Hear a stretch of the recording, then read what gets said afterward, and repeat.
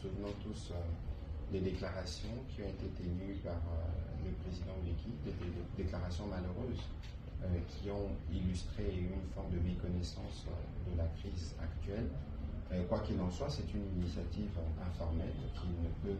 nullement nous intéresser, en ce sens aussi en plus que nous sommes déjà engagés dans un processus bilatéral avec le Rwanda à Washington, dans un processus avec les supplétifs, notamment dans ce qui s'est fait à Doha. Mais vous avez aussi vu que, à la suite de la rencontre que le président de la République avait initiée avec d'abord dans le cadre de consultation nationale, mais aussi les discussions qu'il avait eues avec les CCCNPO, les autres confessions religieuses, toutes les confessions religieuses se sont mises ensemble et ils ont proposé une feuille de route qui n'est plus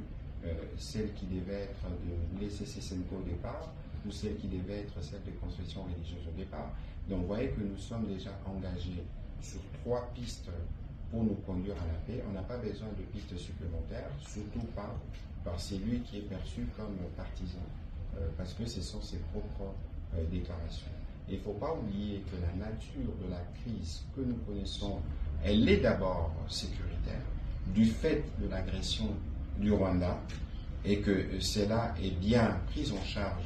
par les processus de Washington et de Doha. En interne, vous avez vu que dans le dernier gouvernement qui est sorti, il y a déjà eu un début d'ouverture à ceux qui étaient dans l'opposition ou dans la société civile, mais qu'il y a d'autres démarches qui sont en cours, et donc l'initiative de l'Afrique du Sud est pour nous inopportune. Et d'après vous, l'idée derrière cette initiative de Mbeki, c'est de fédérer ou d'étaler les lignes pour certaines oppositions? On ne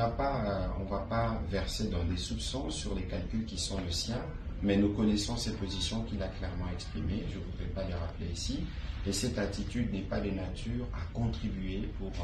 le retour de la paix, parce que lorsque déjà on fait mal les diagnostics, ou on prend fait et cause pour ceux qui ont tué par milliers, pour penser pouvoir occuper Goma et continuer d'ailleurs jusqu'à aujourd'hui de faire une gouvernance par crime, vous voyez vous tous les jours les crimes que nous recensons, les Congolais qui sont massivement en train de quitter Goma parce qu'ils n'en peuvent plus d'être étouffés dans leur liberté fondamentale. Et nous pensons véritablement que quelles que soient ses intentions, ça ne nous intéresse pas et il n'y a aucune personnalité dans les institutions actuelles, ni le conseil spécial du président de la République, encore moins le président de l'Assemblée nationale, qui ne pourra participer à ces discussions. Alors, de la situation